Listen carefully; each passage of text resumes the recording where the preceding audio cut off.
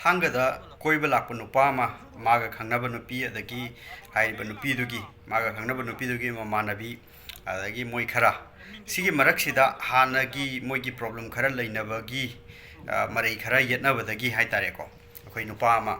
akoigi nupi amana thangna thinbada sire en tobado madui matangda si matangsida akoigi kanana thilino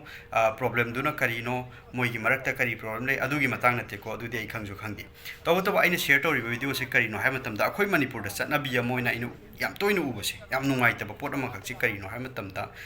accident to bo oiro natraga asok apana mo oiro masi hek leiba matamsida khoigi sinnaw singse am matamsida video namaga leibagi pot ama hek uba ko madu nam kanda social media thagar kan madu viral oina bagi video ri aisi thagali ko ai youtube channel su lei mayam sinnaw sing adum khangbi ko ai gi facebook ki ai gi kano sida su account sida su ngha lei ti ai video adum share tawi ado viral oiba haiba se pot se akhoigi anyhow torga viral oi henba at the cost of somebody's life madu meaningful oidie hauζiki du da aina video semjai se kaigino yam toina sigi incident sin ahan bu sunate atai ju su mayam mamang de accident ga thokpa kan se video namaga dum lei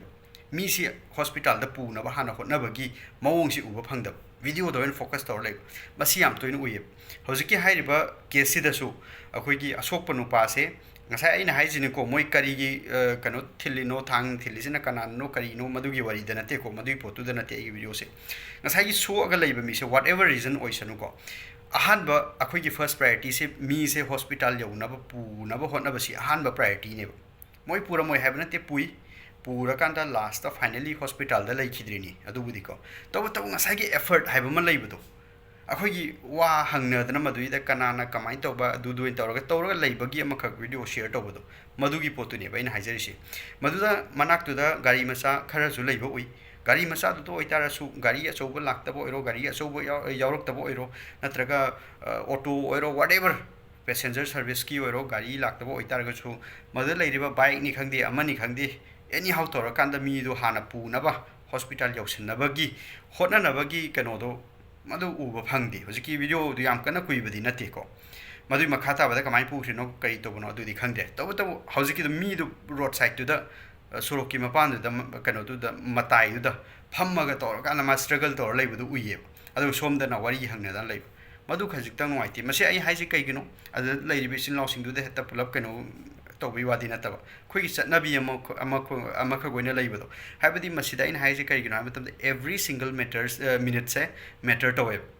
sumaina aso apan yaw matam sida thangna thin bo oiro natraga accident ho ko oiro natraga anyhow ko mi amasi sok matam sida every single minute se matter to web ai sama emergency da hana thabak to mi ko lermi emergency leibu matam sida ko many a times kamai to ge hai kan sida mi se minute manga khatang natraga minute ani hum khatang gi mamang de ora amagadi kana adamaina khanba case mayam am yaw maruina so open accident gum kai gum to lakpa matam sida ko samna har ka da ventilator da hap nangba intubation to ba ko pipe hapado tube hapado aduga du to ba madu to horagadi mi si matam khara sangdu akanda magi atei tei so ikholi mayam du yeng na bagi madu gi tanja ama leigadab do minute ani hum chon thab matam da madu mi do lei khida ba adumba case mayam am yaw aduna ne baina huziki kaino si u matam da nungai te na semjare si aduna every single minute se matter to video number madu da maral leiba kari to ba kamai to ba madu di ko na sahi am sang na thigala su yai ko mi se kanana kari gino kamai to no kaim ta khang de tar su madu ko na thiga na ba yai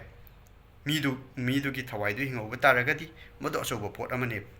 madu kanana thilino kari gino kamai to ba madu phane amna khangu taraga su mi du gi punsi du na loi kheba taragadi madu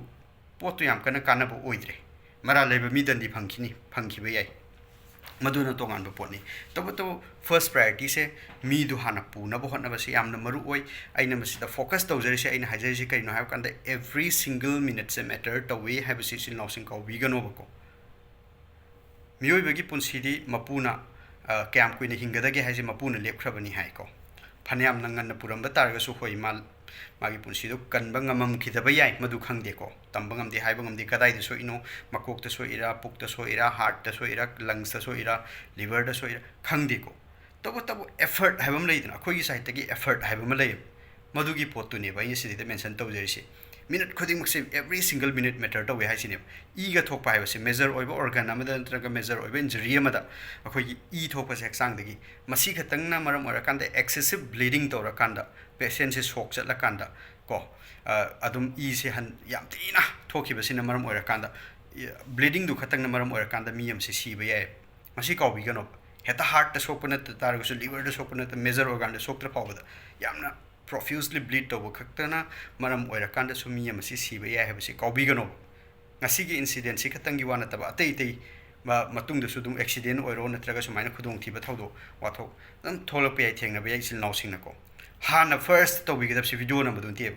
video de aina haije sini ai youtube channel su lei haijini bichu nausing yengbi baduni facebook ta su viral oiba khatang nati ko adi content myam sembiro usin nausing myam semu ai su semi ko badu toba mayam da kari gumba khara message khara piba gi wena semak pane ba ini semi mayam si ko viral hanba ai popular oiba adu gi wari khatang nati kari gumba message khara pining badagi mi mayam yauring khai obviously mi masing yamna yenging khai aina pining message to mi masing yamna yaudoi ni madugi potu di lai toba not at the cost of somebody's life haibasine aina karingba sport amada dum mam thengnare hai target aise akoi gi youtube channel laiba mini natraga ai gi facebook ki kano sida account sida ha ai video thagat pa mini har kan ai video namaga kai su lairoi madugi da mingon da du hangna thengna target mi du hana puna hotna gane ko na wari yoina haibe sini sini ko na thigan abaye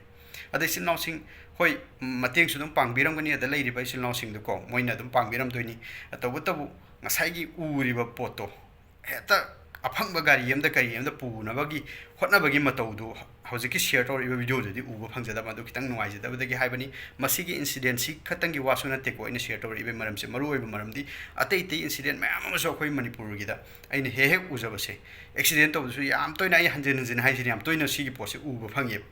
so iba mi sina struggle tor leiba aduga video namaga adu tor leiba every single minute matters haibasi copy gano haibasi ni sil no se